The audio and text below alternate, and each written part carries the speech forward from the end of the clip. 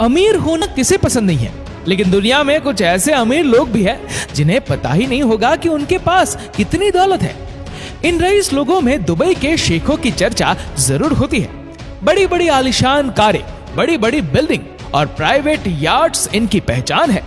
आज हम आपको दुबई के सबसे अमीर शेख की जिंदगी के बारे में बताने जा रहे हैं, जिसके पास अरबों की दौलत है और वह दुबई का सबसे प्रभावशाली इंसान है।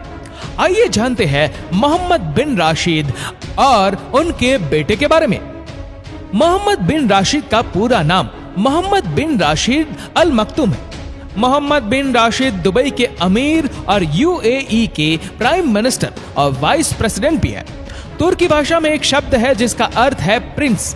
शेख मोहम्मद दुबई के सबसे अमीर इंसान है। इनका जन्म 15 जुलाई 1949 को एक बहुत अमीर घराने में हुआ था।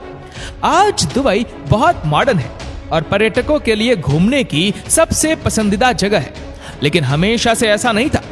दुबई को मॉडर्न बनाने और यूएई को पूरे विश्व में पहचान दिलाने में शेख मोहम्मद की बड़ी भूमिका है।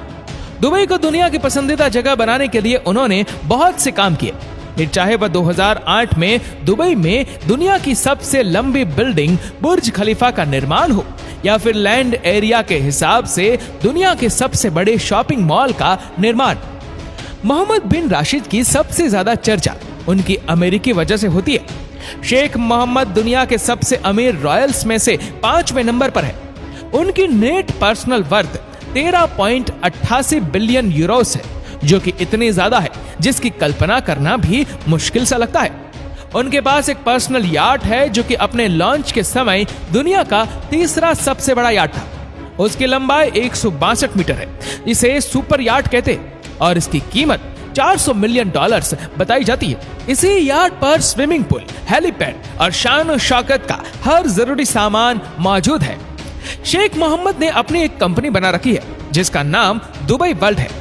इसके अंदर बहुत सी कंपनी मौजूद है और इसके ऑफिस दुनिया के 100 शहरों में फैले हुए हैं। इसमें 50,000 से भी ज्यादा एम्प्लॉय काम करते हैं। शेख मोहम्मद दुबई पर राज करने वाली मखतूम फैमिली, जो कि हाउस ऑफ अल फलासी के वंशज है, उनके 4 बेटों में तीसरे नंबर पर है।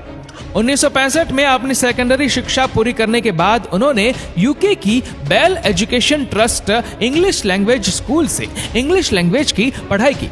इसके बाद उसने British army sports officer cadet school में 6 महीने ट्रेनिंग ली और बाद में उन्होंने इटली में पायलट की ट्रेनिंग भी ली।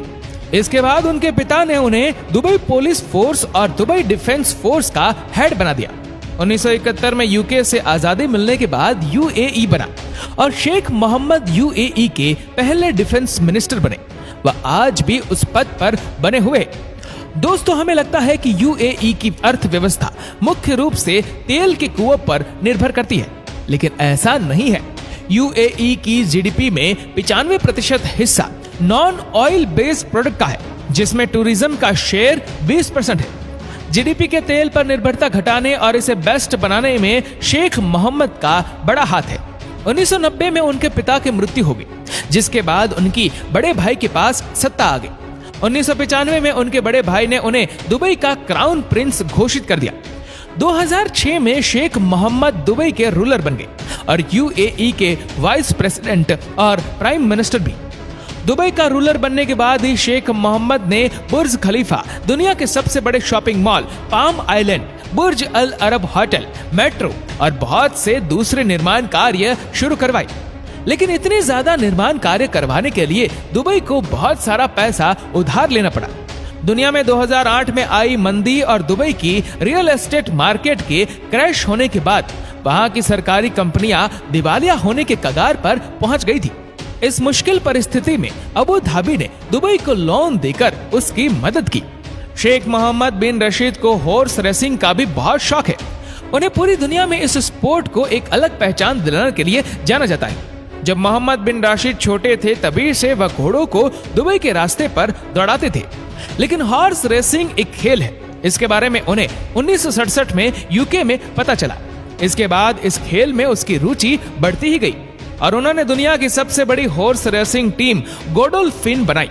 1992 से गोडोल्फिन यूएई, आयरलैंड, जापान, ऑस्ट्रेलिया, और यूएस में 6000 से अधिक रेसेस जीत चुकी है, जिसमें 315 बहुत बड़ी ग्रुप 1 रेसेस भी शामिल है। अपने हॉर्स रेसिंग के जुनून के कारण वह बहुत बड़ी बड़ी इवेंट्स में शामिल होते रहे, जिनमें रॉयल एस्कॉर्ट जैसी रेसेस भी शामिल है, जहां वह क्वीन एलिजाबेथ II के साथ इवेंट में शिरकत करते हैं। 1996 में पहली बार मोहम्मद ने दुबई में हॉर्स रेसिंग का वर्ल्ड कप करवाया था। इस रेस में जीतने वाले को $12 मिलियन का इनाम दिया जाता है। मोहम्मद शेख ने दुबई को दुनिया में एक अलग पहचान दिलाने में अहम भूमिका निभाई। शेख मोहम्मद बिन रशीद अपनी मैरिड लाइफ और बच्चों की वजह से काफी चर्चा में रहते हैं। दोस्तों, दुबई में जब किसी शेख की शादी होती है तो उस शादी में 70 से 80 करोड़ रुपए खर्च होते हैं। दुनिया की ऐसी कोई भी चीज नहीं है जो आपको इन शेखों की शादी में खाने को ना मिले। दुनिया भर से लोगों को इनवाइट किया जाता है। एक शेख की शादी में कम से कम करोड़ों रुपए फूलों के गुलदस्ते को तैयार करने में लगाए जाते हैं। साथ ही कई बार जो गेस्ट आते हैं उन्हें महंगी महंगी गाड़ियां गिफ्ट में दी जाती है।